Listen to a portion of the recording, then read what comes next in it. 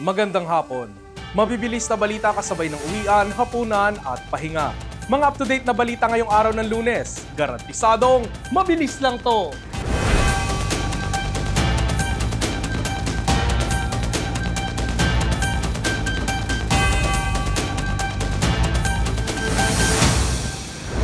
Mga headlines ng mabibilis na balita, heto na! Nadia Montenegro nag-resign na bilang political officer ni Senador Robin Padilla. Mandatory drug testing isasagawa sa Senado. Pangulong Bongbong Marcos ininspeksyon ang solar pump irrigation project na tumutulong sa 100 ektaryang sakahan sa Ormoc City. Lolo sa Aklan patay matapos mabagsakan ng puno ang bahay nito. At lalaki sa Kalibo na ipinambayad ang ginawang 1,000 papel, kalaboso. At rap star na si Flo G nilaunch na ang kanyang first solo album na 247. Nag-resign na si Nadia Montenegro, ang staff ni Senador Robin Padilla, na idinadawit sa umano'y pangangamoy marijuana sa isang bahagi ng Senado. Narito ang report. Sa inilabas na official statement ng opisina ni Senador Robin Hood Padilla ngayong araw mula sa kanyang Chief of Staff na si Attorney Rudolph Philip Jurado, nagbitiw na sa pwesto ang aktres na si Nadia Montenegro bilang Political Affairs Officer ng Senador, na tinanggap naman ng opisina kasama rin ang written explanation ng aktres. Kaugnay ito ng pagkakadawit ni Montenegro sa incident report dated August 13 ng Legislative Service Office kay Senate Sergeant at Arms Retired General Mau Aplasca tungkol sa pangangamoy marijuana sa isang bahagi ng Extension Office ng Senado. Batay sa incident report, may lumapit sa Legislative Service Officer na may umaalingasaw na amoy na parang sa marijuana mula sa comfort room ng mga babae kung saan si Montenegro lamang ang tao. Nakalagay din sa incident report na itinanggi ni Montenegro na sumisindi ito, pero sinabi rin nito na baka ang kakaibang amoy ay mula sa kanyang vape na nasa bag. Mula nitong August 13 ay naka-leave of absence na si Montenegro kasunod ng investigasyon na isinasagawa mismo ng Office of the Sergeant at Arms o OSAA at opisina ni Senador Robin Padilla. Kaugnay nito ay naghain naman si Senador Padilla ng panukalang batas na Drug-Free Government Act para sa taunang mandatory drug testing para sa mga opisyal ng gobyerno. Sa ilalim ng panukala, inoobliga ang lahat ng halal at itinilagang opisyal ng gobyerno, kabilang ang Pangulo, na sumailalim sa taunang mandatory drug testing. Sakop din ang lahat ng opisyal mula lokal hanggang nasyonal, kabilang ang mga government-owned or controlled corporation o GOCC na sumailalim sa hair follicle at urine drug testing. Maaari itong maging batayan para sa suspensyon o pagkakatanggal sa tungkulin ng isang opisyal.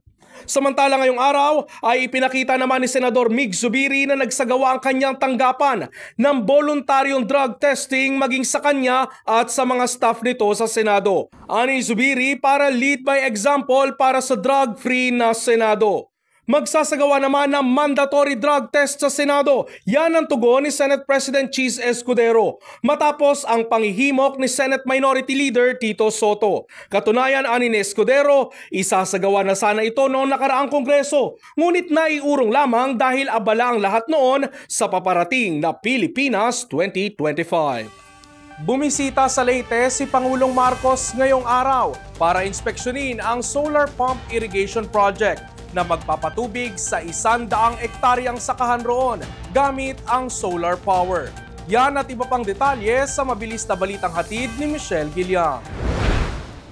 Sa Ormoc City, Leyte, ininspeksyon ni Pangulong Bongbong Marcos ngayong araw ang isang solar project na nakahalaga ng 100 million pesos. Tumutulong ang RM-TAN solar pump sa irigasyon sa 100 ektarya ng lupang sakahan sa Ormoc City. Binubuo ito ng 7 solar pumps, drainage at road system na bahagi ng 11 irrigation systems na kasalukuyang binubuo sa Eastern Visayas.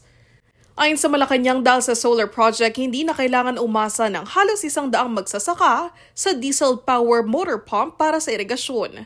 Bahagian nila ng layunin ng National Irrigation Administration na renewable energy development dahil ang solar project ay cost-efficient at environment-friendly. Ipinakita pa ni NIA Administrator Eddie Guillen sa Pangulo ang AI monitoring system na nagbabantay sa irrigation equipment at solar-powered pumps. Mayroon din daw itong kakayahan ng advanced weather forecasting.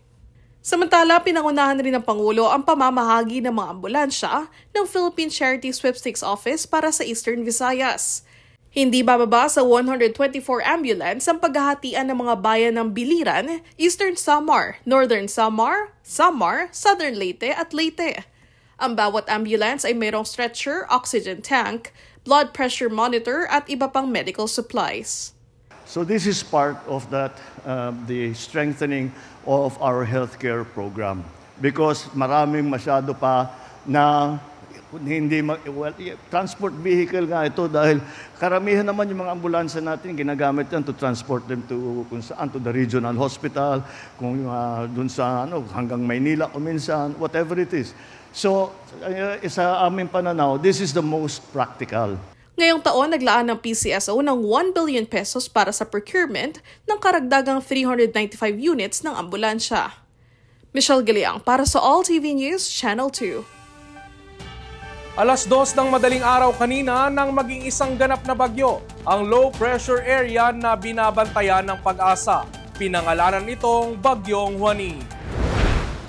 Ito na ang ikawalong bagyo ngayong taon sa Philippine Area of Responsibility o PAR at ikatlong bagyo naman ngayong buwan. Huling namataan ang Bagyong Juaning 535 kilometers northeast ng Itbayat, Batanes. Taglay ang lakas ng hangin sa 55 kilometers per hour at pagbugsong 70 kilometers per hour. Sa kabila nito, itong si Bagyong Juaning ay walang direktang epekto sa anumang parte ng ating bansa at ito ay hindi rin magpapalakas sa epekto ng hanging habagat. Ayon pa sa Pag-asa, sa kabuuan ay maaliwalas ang panahon sa buong bansa at ang mga panakanakang mga pag-uulan na mararanasan ay dulot lamang ng localized thunderstorms. Inaasahang mamayang gabi o bukas ng umaga ay lalabas na ito ng Philippine Area of Responsibility. Sa balitang probinsya, Lolo, patay ng mabagsakan ng puno ang tinitirhang bahay nito. At lalaki, kalaboso matapos subukang ipambayad ang ginawang 1,000 papel. Detalye ng mabilis na balita, hatid ni Randy Nakuspag mula Kalibo Cable News. Patay ang isang lolo matapos matumba ang puno ng buripam sa kanyang bahay sa barangay Tigpalas, Malinaw, Aklan nito lamang Sabado ng gabi, August 16. 86 na taong gulang at residente ng nasabing barangay. Ayon sa anak nito na si Melchor, pasado alas 7 na ng gabi nang bigla na lamang nabuwal at tumama ang malaking puno ng buri at nahati ang malaking bahagi ng bahay. Naipit ang biktima na pinagtulungan ng mga residente na isugod sa hospital ngunit hindi na ito umabot ng buhay. Ang isa namang apo nito ay nagkapasa at nagkagalos. Nananawagan naman ng tulong ang pamilya dahil sa dobleng problemang kinakaharap.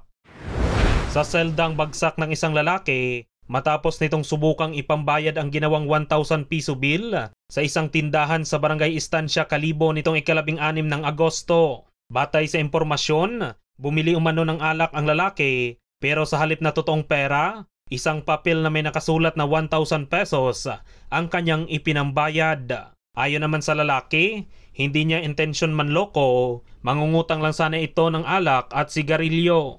Nilagyan umano nito ng numero ang papel kung saan nakasaad ang kanyang uutangin.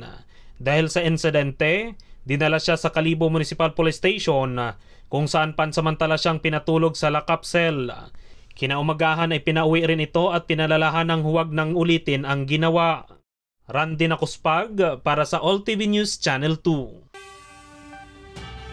Higit 5 taon matapos maging solo artist, naglabas na ng pinakaunang solo album ang rap artist na si Flo G. Nagbabalik para sa mabilis na balita si Michelle Giliang. Double celebration ang August 15 para sa rap powerhouse ng Pinas na si Flo G. Hindi lang kasi birthday ang kanyang sinelebrate, kundi pati official launching ng kanyang kauna-unahang solo album entitled 247.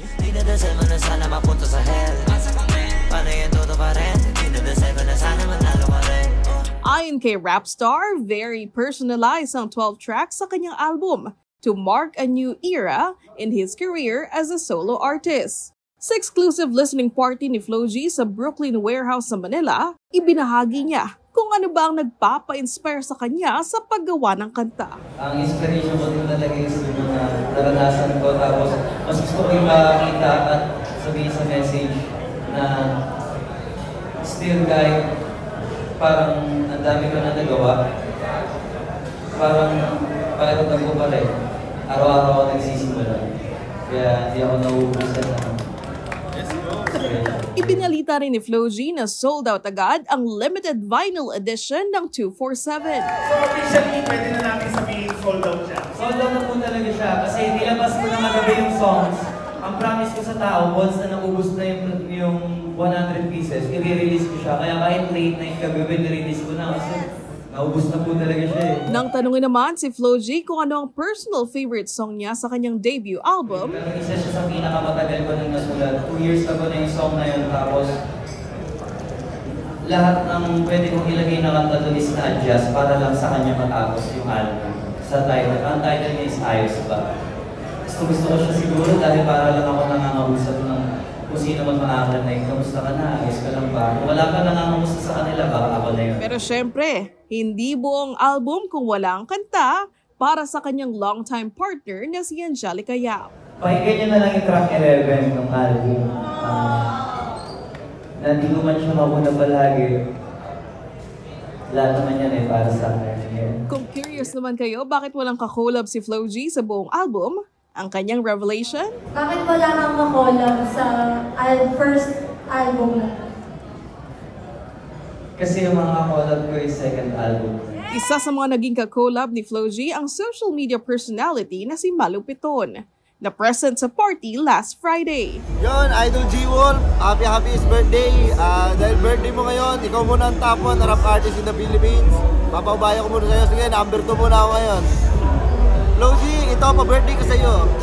Nagpasalamat si Flo G sa lahat ng tumulong sa kanya para mabuo ang solo album, lalo na sa Asintada Management and Production Company na siyang nagmamanage sa rapper, kasama ang iba pang Filipino hitmakers na sina Glock9, Shanty Dope at Skasta Klee.